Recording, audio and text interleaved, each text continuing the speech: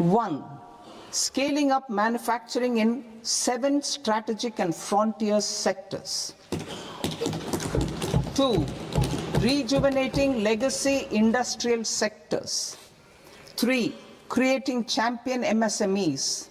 4. Delivering a powerful push for infrastructure. 5. Ensuring long-term security and stability. And 6. Developing city economic regions. Scaling up of manufacturing in 7 strategic and frontier sectors. Biopharma Shakti, meaning biopharma strategy for health advancement through knowledge, technology, and innovation. India's disease burden is observed to be shifting towards non-communicable diseases like diabetes, cancer, and autoimmune disorders. Biologic medicines are key to longevity and quality of life at affordable costs. To develop India as a global biopharma manufacturing hub,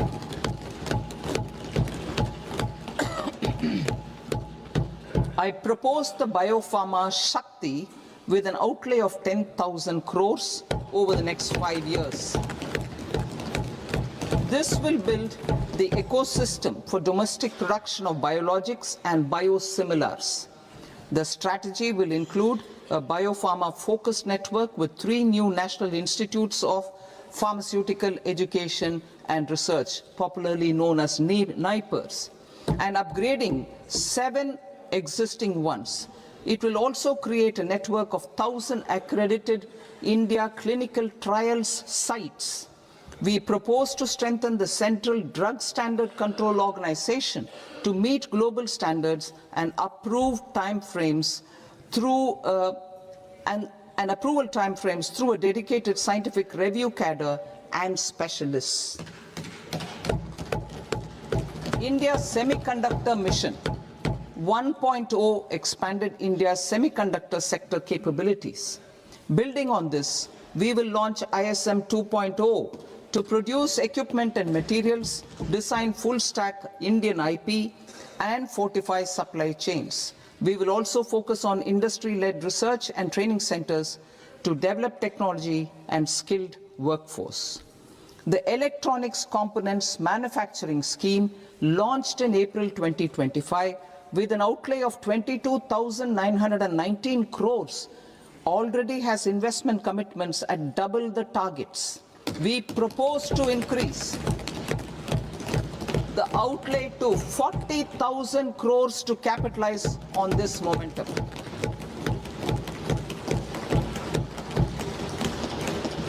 A scheme for rare earth permanent magnets was launched in 2025 November. We now propose to support the mineral-rich states of Odisha, Kerala, Andhra Pradesh, and Tamil Nadu to establish dedicated rare earth corridors to promote mining, processing, research, and manufacturing. To enhance domestic chemical production and reduction import dependency and reduce import dependency, we will launch a scheme to support states in establishing 3 dedicated chemical parks through challenge route on a cluster-based plug-and-play model. Strong capital goods.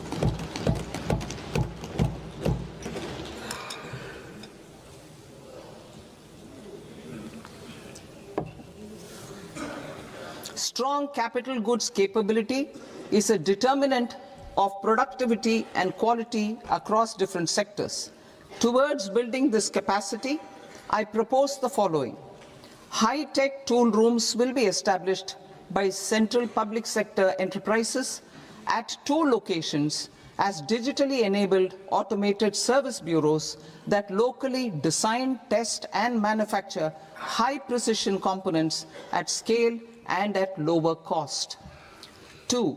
A scheme for enhancement of construction and infrastructure equipments will be introduced to strengthen domestic manufacturing of high value and technologically advanced CIE. This can range from lifts in a multi-storied apartment or firefighting equipment in multiplexes, large or small, and to tunnel boring equipments for building metros and high-altitude roads. I also propose a scheme for container manufacturing to create a globally competitive container manufacturing ecosystem with a budgetary allocation of 10,000 crores over a 5-year period.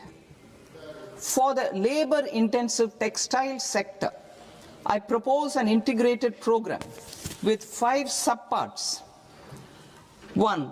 The National Fiber Scheme for Self-Reliance in Natural Fibers, such as silk, wool, and jute, man-made fibers, and new-age fibers.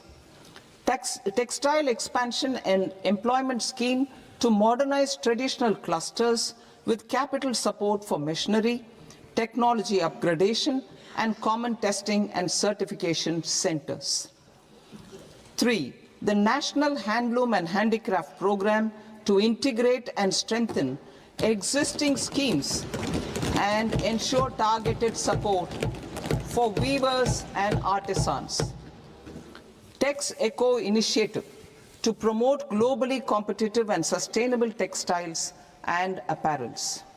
Samarth 2.0 to modernize the upgrade the textile skilling ecosystem through collaboration with industry and academic institutions.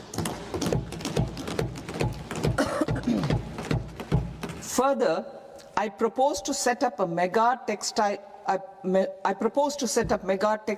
parks in challenge mode. They can also focus on bringing value addition to technical textiles.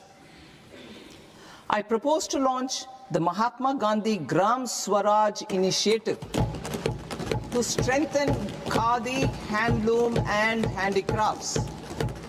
This will help in global market linkage and branding. It will streamline and support training, skilling, quality of process, and production. This will benefit our weavers, village industries, one district, one product, ODOP initiative, and also our rural youth. India has the potential to emerge as a global hub for high-quality, affordable sports goods.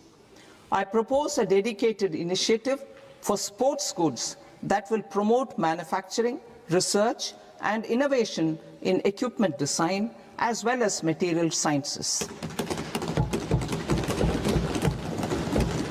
Rejuvenation of legacy industrial clusters. I propose to introduce a scheme to revive 200 legacy industrial clusters to improve their cost competitiveness and efficiency through infrastructure and technology upgradation. Creating champion SMEs and supporting micro enterprises. Recognizing MSMEs as a vital engine of growth, I propose a 3-pronged approach to help them grow as champions. Equity support. I propose to introduce a dedicated 10,000 crores SME growth fund to create future champions, incentivizing enterprises based on select criteria. I also propose to top up the Self-Reliant India Fund set up in 2021 with 2,000 crores to continue support to micro enterprises and maintain their access to risk capital. Liquidity support. With TREDS, more than 7 lakh crore has been made available to MSMEs. To leverage its full potential, I propose 4 measures. 1. Mandate TREDS as the transaction settlement platform for all purchases from MSMEs by CPSEs, serving as a benchmark for other corporates. 2. Introduce a credit guarantee support mechanism through CGT-MSE for invoice discounting on TREDS platform. 3. link GEM with TREADS for sharing information with financiers about government purchases from MSMEs, encouraging cheaper and quicker financing. 4. Introduce TREADS receivables as asset-backed securities, helping develop a secondary market, enhancing liquidity and settlement of transactions. Professional support. Government will facilitate professional institutions such as the ICAI, ICSI, ICMAI to design short-term modular courses and practical tools to develop a cadre of corporate mitras, especially in Tier 2 and Tier 3 towns. These accredited para-professionals will help MSMEs meet compliance requirements at affordable costs. Infrastructure. During this past decade, our government has undertaken several initiatives for large-scale enhancement of public infrastructure, including through new financing instruments such as Infrastructure Investment Trust (InvITs) and Real Estate Investment Trust (REITs), and institutions like NIIF and NABFID. We shall continue to focus on developing infrastructure in cities with over 5 lakh population, that is Tier 2, Tier 3 cities, which have expanded to become growth centers. Public capital expenditure has increased manifold from 2 lakh crore in 2014-15 to an allocation of 11.2 lakh crore in BE 25-26. In this coming year, that is financial year 2026-27, I propose to increase it to 12.2 lakh crores to continue the momentum. To strengthen the confidence of private developers regarding risks during infrastructure development and construction phase, I propose to set up an infrastructure risk guarantee fund to provide prudentially calibrated partial credit guarantee to lenders. Over the years, REITs have emerged as a successful instrument for asset monetization. I propose to accelerate recycling of significant real estate assets of the CPSEs through the setting up of dedicated REITs. To promote environmentally sustainable movement of cargo, I propose to 1. Establish new dedicated freight corridors connecting Dankuni in the east to Surat in the west.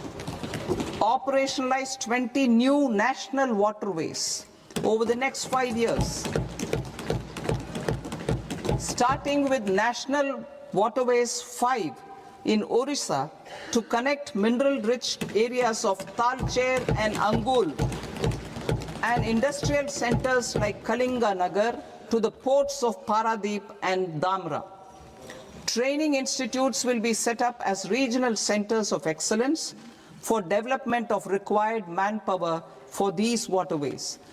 This will benefit youth in the entire stretch of the waterways to train and acquire skills.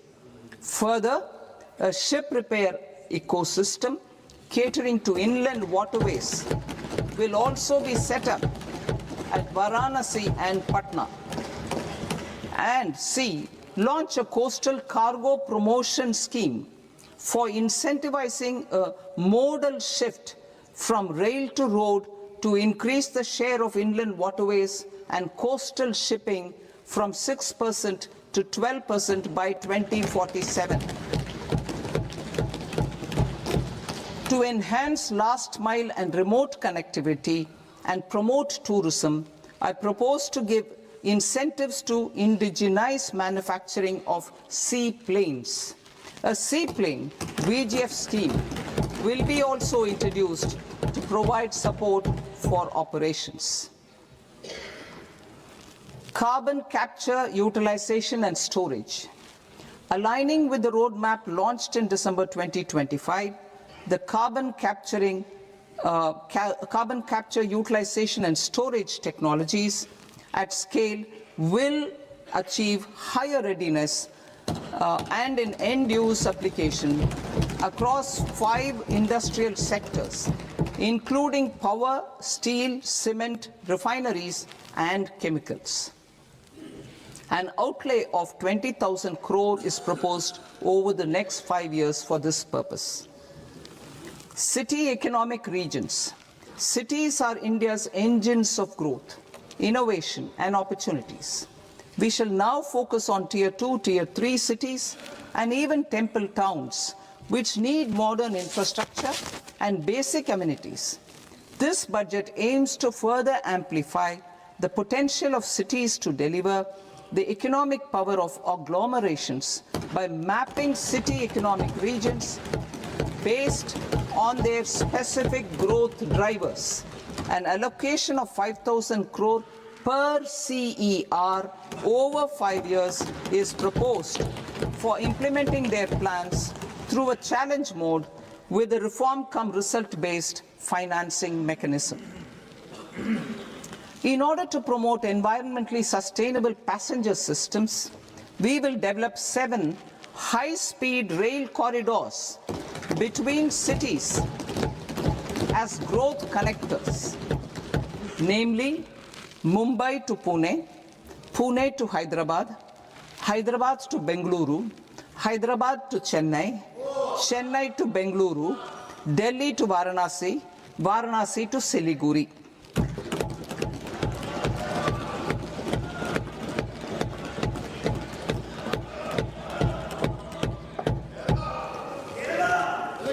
Financial sector. The Indian banking sector today is characterized by strong balance sheet, historic highs in profitability, improved asset quality, and coverage exceeding 98% of villages in the country. At this juncture, we are well placed to futuristically evaluate the measures needed to continue on the path of reform-led growth of this sector. I propose setting up a high-level committee on banking for Vikasit Bharat. High-level committee on banking for Vikasit Bharat to comprehensively review the sector and align it with India's phase of growth while safeguarding financial stability, inclusion, and consumer protection. The vision for NBFCs for Vikasit Bharat has been outlined with clear targets for credit disbursement and technology adoption in order to achieve scale and improve efficiency in the public sector NBFCs. As a first step, it is proposed to restructure the Power Finance Corporation and Rural Electrification Corporation. I propose a comprehensive review of the foreign exchange management non-debt instruments rules to create a more contemporary, user-friendly framework for foreign investments consistent with India's evolving economic priorities. Corporate bond market. I propose to introduce a market-making framework with suitable access to funds and derivatives on corporate bond indices. I also propose to introduce total return swaps on corporate bonds. Municipal bonds. To encourage the issuance of municipal bonds of higher value by larger cities, I propose an incentive of 100 crore rupees for a single bond issuance. 100 crore rupees for a single bond issuance of more than 1,000 crore. The current scheme under Amrit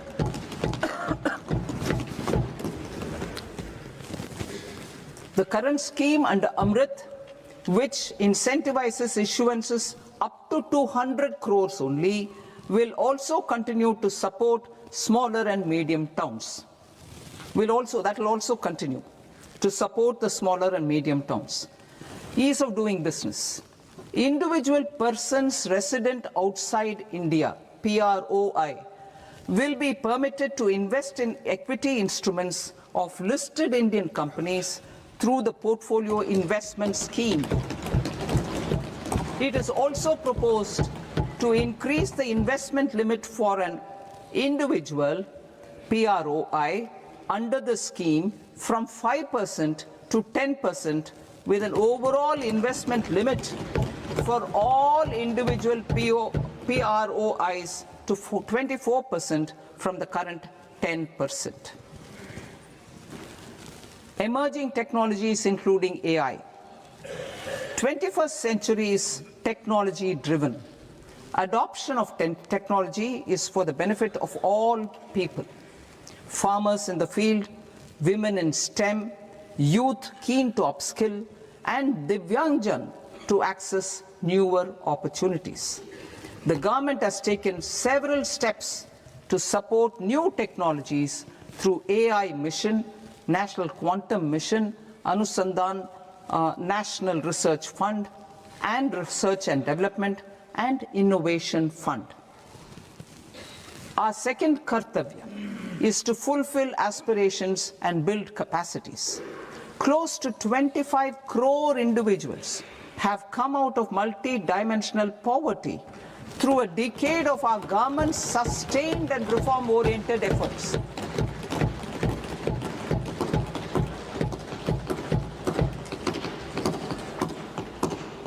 Our government has therefore decided to place a renewed emphasis on the service sector to provide a pathway to fulfilling aspirations of a youthful India with the following measures. I propose to set up a high-powered Education to Employment and Enterprises Standing Committee to recommend measures that focus on services sector as a core driver of Viksit Bharat. This will make us a global leader in services with a 10% global share by 2047. The committee will prioritize areas to optimize the potential for growth, employment, and exports. They will also assess the impact of emerging technologies, including AI, on jobs and skill requirements and propose measures thereof. To create a range of skilled career pathways, a new range of skilled career pathways for our youth, I propose interventions in the following sectors. Health. Existing institutions for allied health professionals will be upgraded and new AHP institutions established in private and government sectors. This will cover 10 selected disciplines, including optometry, radiology, anesthesia, OT technology, applied psychology, and behavioral health, and add 1 lakh AHPs over the next 5 years. A strong care system covering geriatric and allied care services will be built. A variety of NSQF-aligned programs will be developed to train multi-skilled caregivers, combining core care and allied skills such as wellness, yoga, and operation of medical assistive devices. In the coming year, 1.5 lakh caregivers will be trained.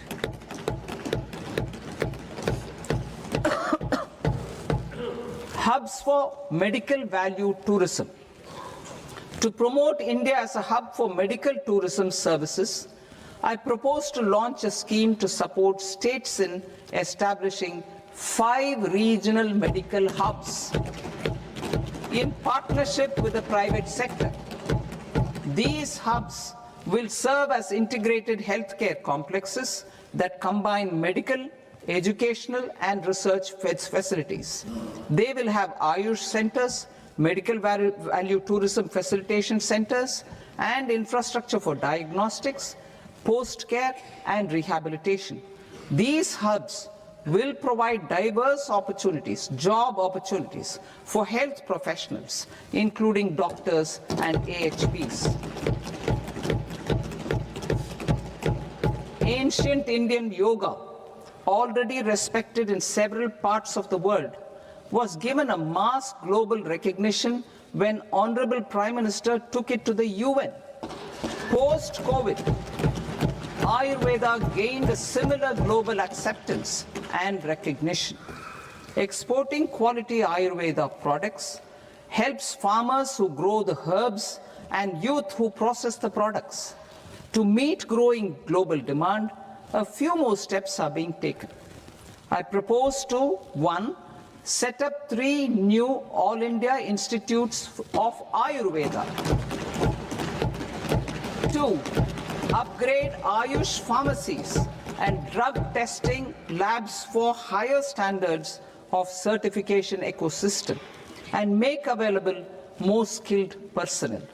3, upgrade the WHO Global Traditional Medicine Center in Jamnagar to bolster evidence-based research, training and awareness for traditional medicine. Animal husbandry. Livestock contributes to close to 16% of farm income, including of poor and marginal households. To scale up availability of veterinary professionals by more than 20,000, I propose to roll out a loan-linked capital subsidy support scheme for establishment of veterinary and para-veterinary colleges, veterinary hospitals, diagnostic laboratories, and breeding facilities in private sector. Collaboration between Indian and foreign institutions will also be facilitated. Orange economy. India's animation, visual effects, gaming and comics sector, AVGC sector, is a growing industry projected to require 2 million professionals by 2030. I propose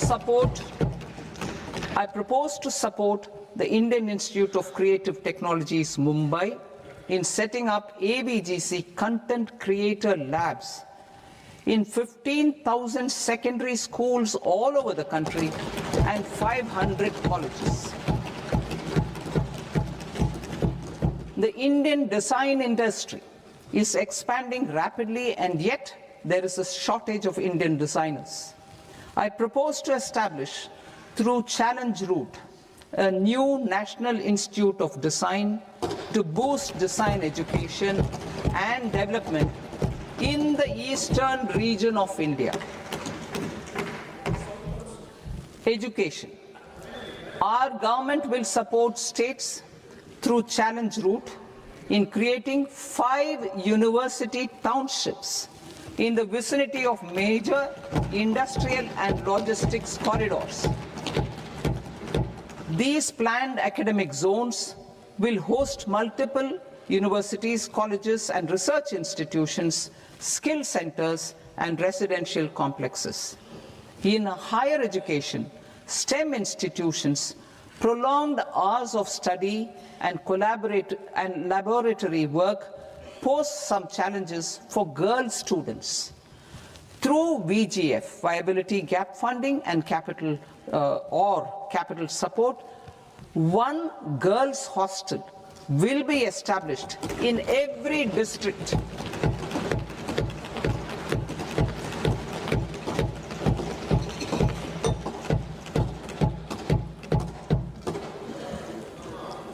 To promote astrophysics and astronomy via immersive experiences, 4 telescope infrastructure facilities will be set up or upgraded.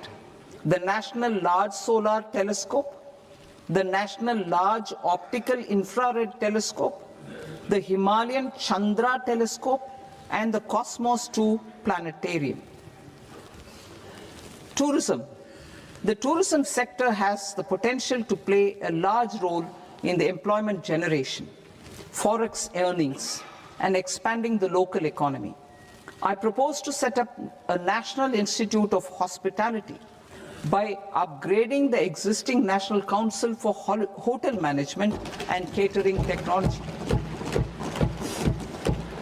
It will function as a bridge between academia, industry, and government. I also propose a pilot scheme for upskilling 10,000 guides in 20 iconic tourist sites through a standardized, high-quality, 12-week training course in hybrid mode in collaboration with the Indian Institute of Management. A national destination digital knowledge grid will be established to digitally document all places of significance, cultural, spiritual, and heritage. This initiative will create a new ecosystem of jobs for local researchers, historians, content creators, and technology partners. India has the potential and opportunity to offer world-class trekking and hiking experience. We will develop ecologically sustainable mountain trails in Himachal Pradesh, Uttarakhand, and Jammu Kashmir. Also in Araku Valley in the Eastern Ghats and Podigai Malai in the Western Ghats. Turtle trails along key nesting sites in the coastal areas of Odisha, Karnataka, and Kerala. And 3 bird watching trails along the Pulikat Lake in Andhra Pradesh, Tamil Nadu. It's on the border. Under the visionary leadership of Honorable Prime Minister, we established the International Big Cat Alliance in 2024. This year, India is hosting the first ever Global Big Cat Summit, where heads of governments and ministers from 95 range countries will deliberate on collective strategies for conservation. Heritage and culture tourism.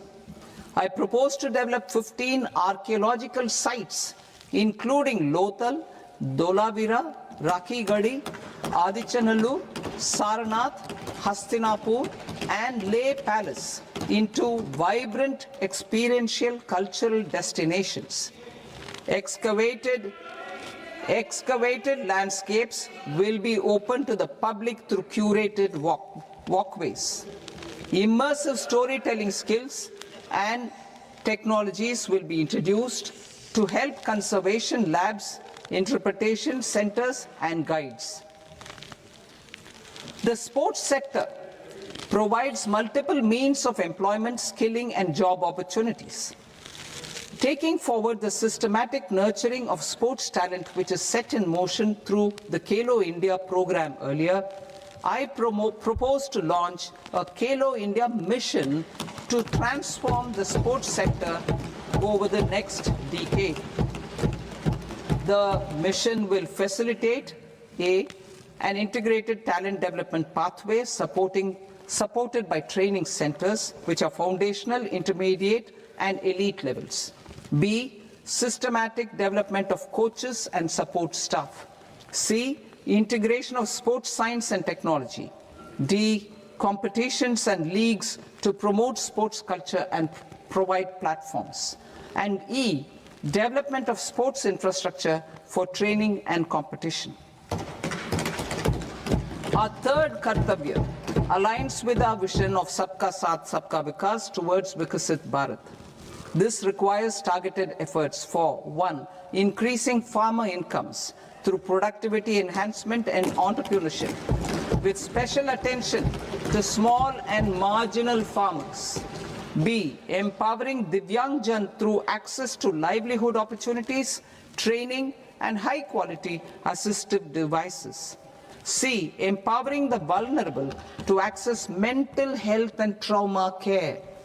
D, focus on the Purvodaya states and the Northeast region to accelerate development and employment opportunities. Fisheries. We will undertake initiatives for integrated development of 500 reservoirs and Amrit Sarovars. 2. Strengthen the fisheries value chain in coastal areas and enable market linkages involving startups and women-led groups together with fish farmer producer organizations. Animal husbandry. To provide quality employment opportunities in rural and peri-urban areas, we will support the animal husbandry sector in entrepreneurship development through A credit-linked subsidy program, B, scaling up and modernization of livestock enterprises, C, enhanced creation of livestock, dairy and poultry, enhanced creation of livestock, dairy and poultry focused integrated value chains, and D, encourage creation of livestock farmer producer organizations. High value agriculture. To diversify farm outputs, increase productivity, enhance farmers' incomes, and create new employment opportunities, we will support high value crops such as coconut, sandalwood, cocoa, cashew in the coastal areas, agar trees in northeast, and nuts such as almonds, walnuts, and pine nuts in our hilly regions. These, all of them, will be supported. India is the world's largest producer of coconuts. About 30 million people, including nearly 10 million farmers, depend on coconuts for their livelihood. To further enhance competitiveness in coconut production, I propose a coconut promotion scheme to increase production and enhance productivity through various interventions, including replacing and non-productive trees with new saplings or plants or varieties in major coconut growing states. A dedicated program is proposed for Indian cashew and cocoa to make India self-reliant in raw cashew and coconut production and processing, enhance export competitiveness, and transform Indian cashew and Indian cocoa into premium global brands by 2030. Sandalwood. Sandalwood is closely linked to India's social and cultural heritage.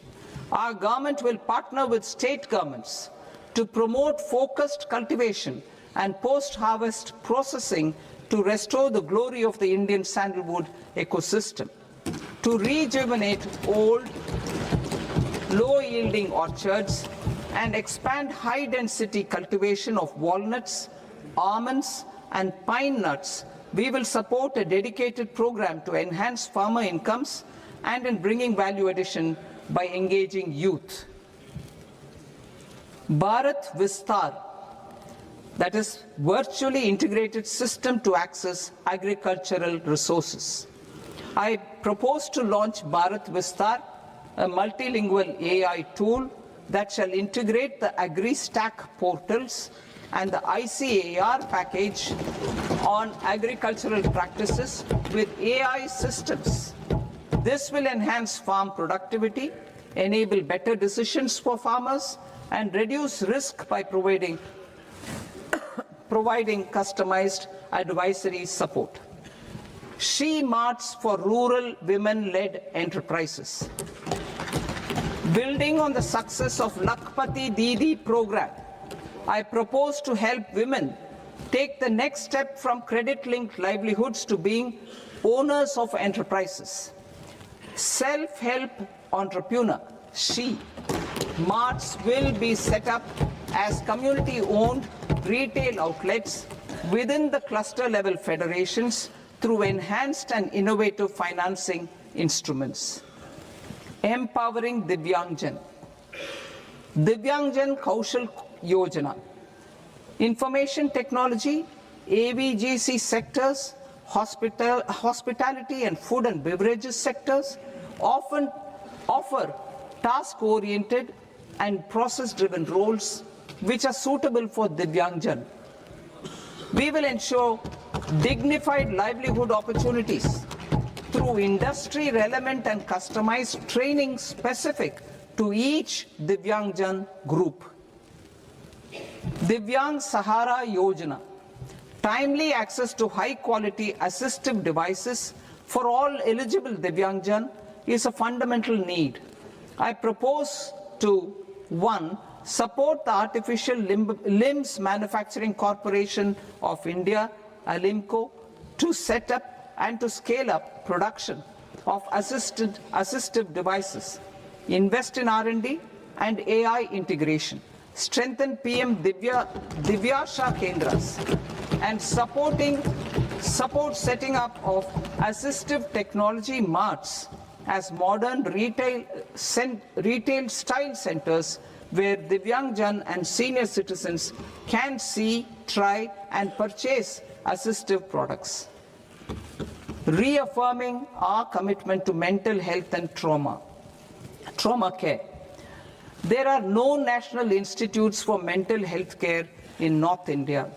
We will therefore set up a NIMHANS 2 and also upgrade national mental health institutes in Ranchi and in Tezpur as regional apex institutions. Emergencies expose families, particularly the poor and vulnerable, to unexpected expenditure. We will strengthen and increase these capacities by 50% in district hospitals by establishing emergency and trauma care centers. Focus on Purvodaya states and northeastern regions. Purvodaya, I propose the development of an integrated East Coast industrial corridor with a well-connected node at Durgapur, creation of 5 tourism destinations in 5 Purvodaya states, and the provision of 4,000 e-buses. Buddhist sites in northeastern region. The northeastern region is a civilizational confluence of Theravada and Mahayana or Vajrayana traditions. I propose to launch a scheme for development of Buddhist circuits in Arunachal Pradesh, Sikkim, Assam, Manipur, Mizoram and Tripura. The scheme will cover preservation of temples and monasteries, pilgrimage interpretation centers, connectivity and pilgrim amenities. 16th Finance Commission. On 17th November 2025, the 16th Finance Commission submitted its report to the President. As mandated under Article 281 of the Constitution, the government is to lay the report along with the explanatory memorandum on the action taken report on the recommendations of the Commission in Parliament, which, Sir, Honourable Speaker, you've allowed me to do at the commencement of this session. The government has accepted the recommendation of the Commission to retain the vertical share of devolution at 41%. As recommended by the Commission, I have provided 1.4 lakh crores of rupees to the states for the year 2026-2027 as Finance Commission grants. These include rural and urban local body and disaster management grants. Fiscal consolidation. Government has been delivering on our fiscal commitments consistently without compromising on social needs. To strive towards accepted standards of fiscal management in budget 2050 plus or minus 1% by 2030-31.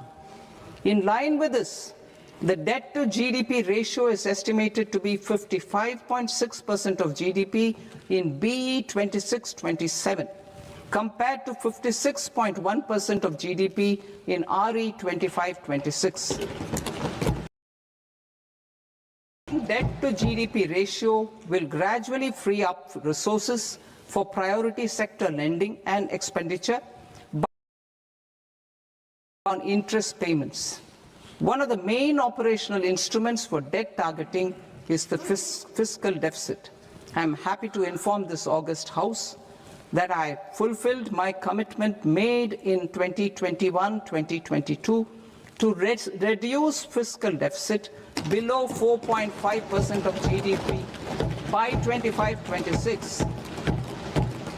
In RE 25-26, the fiscal deficit has been estimated at par with BE of 2025-26 at 4.4% of GDP.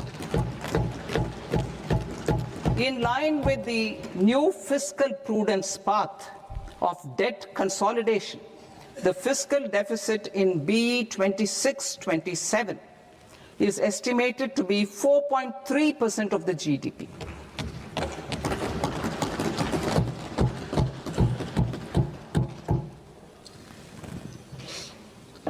The revised estimates of the non-debt receipts are 34 lakh crore rupees, of which the centre's net tax receipts are 26.7 lakh crore. The revised estimate of the total expenditure is 49.6 lakh crore rupees, of which the capital expenditure is about 11 lakh crores. Budget estimates 2026 to 2027. Coming to 26-27, the non-debt receipts and the total expenditure are estimated as 36.5 lakh crore and 53.5 lakh crore respectively. The centre's net tax receipts are estimated at 28.7 lakh crore rupees. To finance the fiscal deficit, the net market borrowings from dated securities are estimated at 11.7 lakh crore rupees. The balance financing is expected to come from small savings and other sources. The gross market borrowings are estimated at 17.2 lakh crore rupees. I'll now move to Part B. Part B, direct taxes.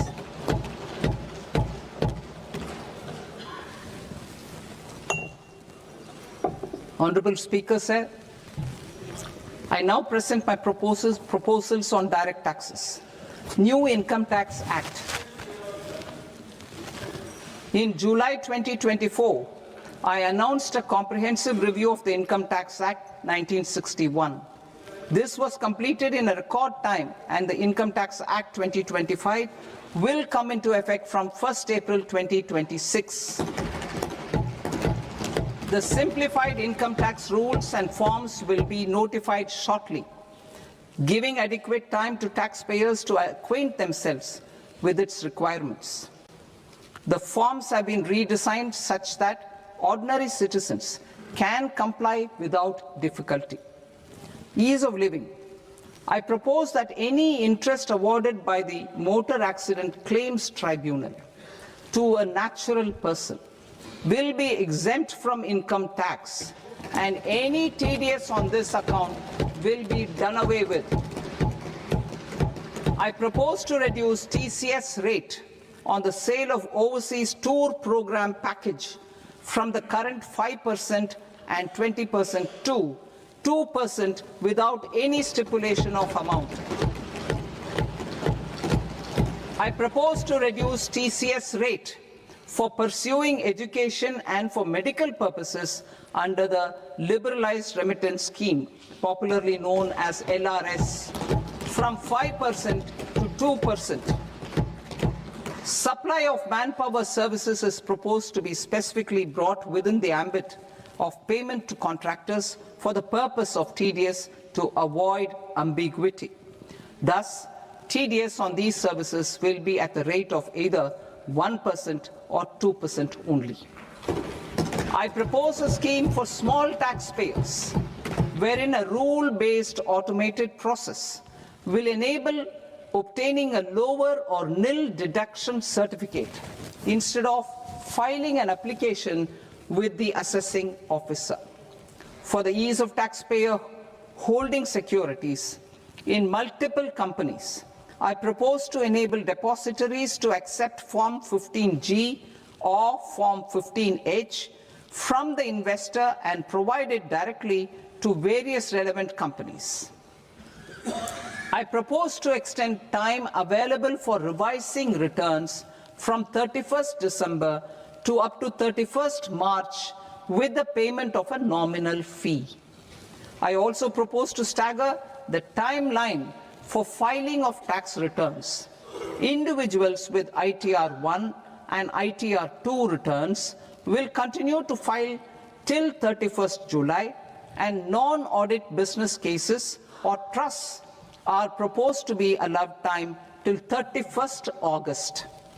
TDS on sale of immovable property by a non-resident is proposed to be deducted and deposited through resident buyers and his or her PAN-based challan instead of requiring a TAN, which is a temporary accounting number. To address practical issues of small taxpayers like students, young professionals, tech employees, relocated NRIs, and such others, I propose to introduce a one-time 6-month foreign asset disclosure scheme for these taxpayers to disclose income or assets below a certain size.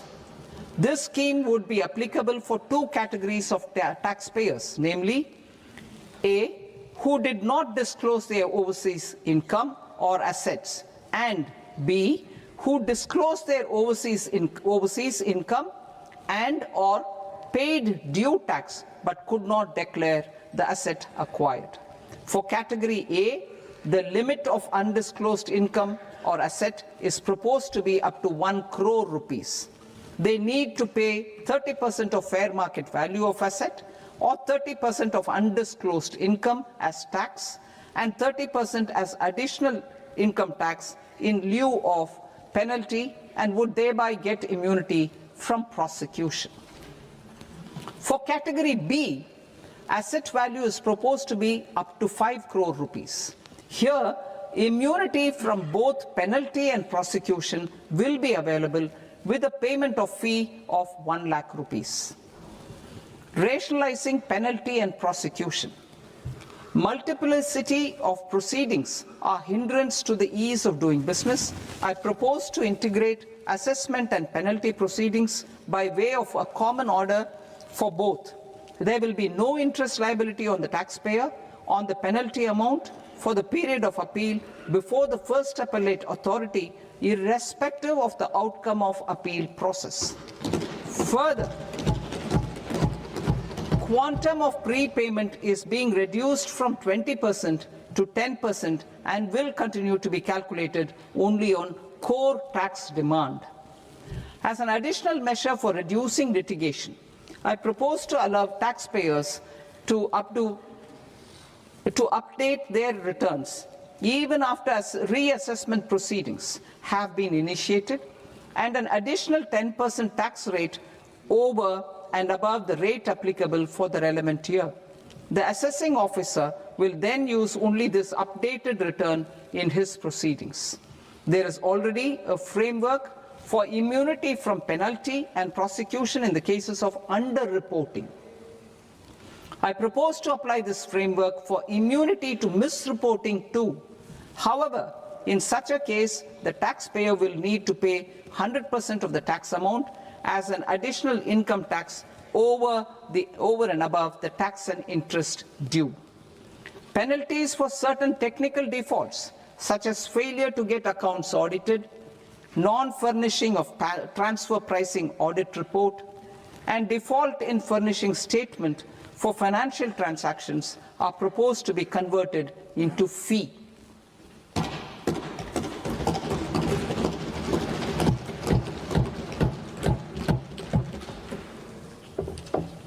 I propose to rationalize prosecution framework under Income Tax Act while maintaining a careful balance for deterrence in some serious offence.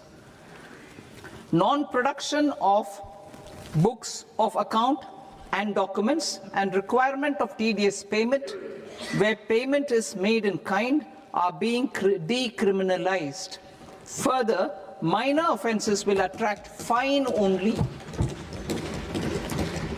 The remaining prosecutions will be graded commensurate with the quantum of offence.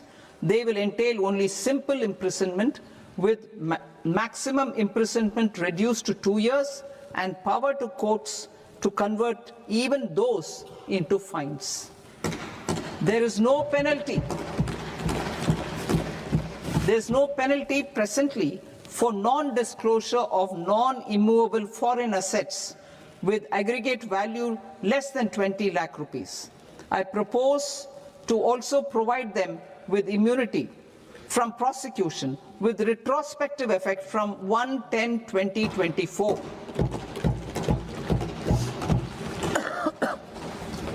Cooperatives. Deduction is already allowed to a primary cooperative society engaged in supplying milk, oilseeds, fruits or vegetables raised or grown by its members. I propose to extend this deduction to also include supply of cattle feed and cotton seed produced by its members. I propose to allow inter-cooperative society dividend income as deduction under the new tax regime to the extent it is further distributed to its members. I further propose to allow exemption for a period of 3 years to dividend income received by a notified national cooperative federation on their investments made in companies up to 31/1/2026. This exemption would be allowed only for dividends further distributed to its member cooperatives. Supporting IT sector as India's growth engine. India is a global leader in software development services, IT-enabled services, knowledge process outsourcing services, and contract R&D services relating to software development. These businesses and their segments are quite interconnected with each other. All these services are proposed to be clubbed under a single category of information technology services with a common safe harbor margin of 15.5% applicable to all. The threshold for availing safe harbor for IT services is being enhanced substantially from 300 crore rupees to 2,000 crore rupees. Safe harbor for IT services shall be approved by an automated rule-driven process without any need for tax officer to examine and accept the application. Once applied by an IT services company, the same safe harbor can be continued for a period of 5 years at a stretch at its choice. For IT services companies who want to conclude advanced pricing agreement, APA, I propose to fast-track unilateral APA process for IT services and endeavor to conclude it within a period of 2 years. The period of 2 years can be extended by a further period of 6 months on taxpayers' request. I propose to extend the facility of modified returns available to the entity entering APA to its associated entities also. Attracting global business and investment. Recognizing the need to enable critical infrastructure and boost investment in data centers, I propose to provide tax holiday till 2047 to any foreign company that provides cloud services to customers globally by using data center services from India. It will, however, need to provide services to Indian customers through an Indian reseller entity. I also propose to provide a safe harbor of 15% on cost in case the company providing data center services from India is a related entity. To harness the efficiency of just-in-time logistics for electronic manufacturing, I propose to provide safe harbor to non-residents for component warehousing in a bonded warehouse at a profit margin of 2% of the invoice value. The resultant tax of about 0.7% will be much lower than in competing jurisdictions. To provide fillip to toll manufacturing in India, I propose to provide exemption from income tax for 5 years to any non-resident who provides capital goods, equipment, or tooling to any tool manufacturer in a bonded zone.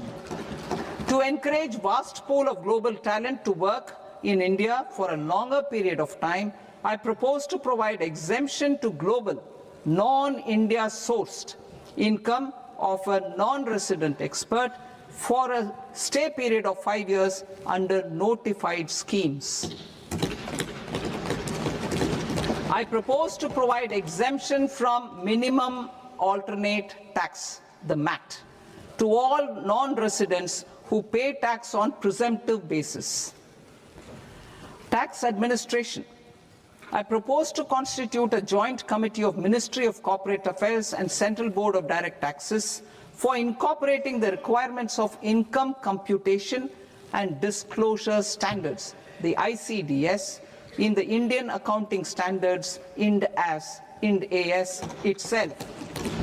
Separate accounting requirement based on ICDS will be done away with from the tax year 27-28.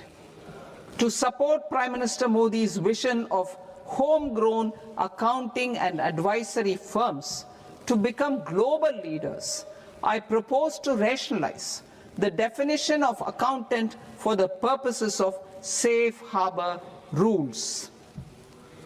Other tax proposals. Change in taxation of buyback was brought in to address the improper use of buyback route by promoters. In the interest of minority shareholders, I propose to tax buyback for all types of shareholders as capital gains.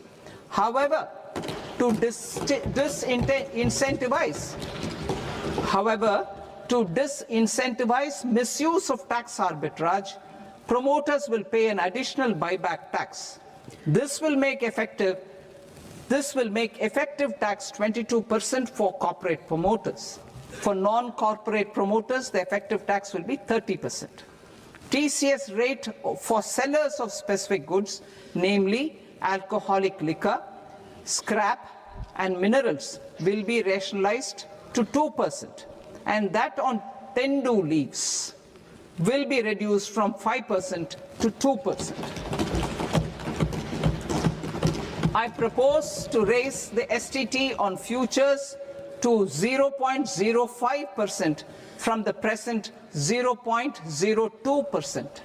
STT on options premium and exercise of options are both proposed to be raised to 0.15% from the present rate of 0.1% and 0.125% respectively.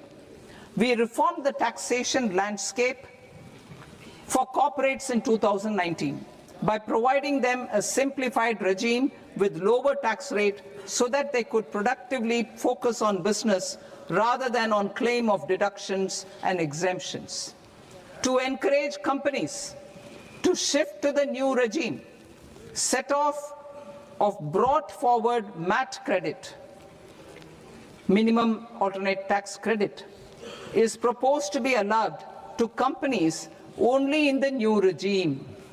Set off using available MAT credit is proposed to be allowed to an extent of 1/4 of the tax liability in the new regime. MAT is proposed to be made final tax, so there will be no further credit accumulation from 1st April 2026. In line with this change, the rate of final tax is being reduced to 14% from the current MAT rate of 15%. The brought forward MAT credit of taxpayers accumulated till 30th March 2026 will continue to be available to them for set-off as above. Indirect taxes. I shall now take up proposals related to indirect taxes. My proposals for customs and central excise aim to further simplify tariff structure, support domestic manufacturing, promote export competitiveness, and correct inversion in duty. to continue weeding out long continuing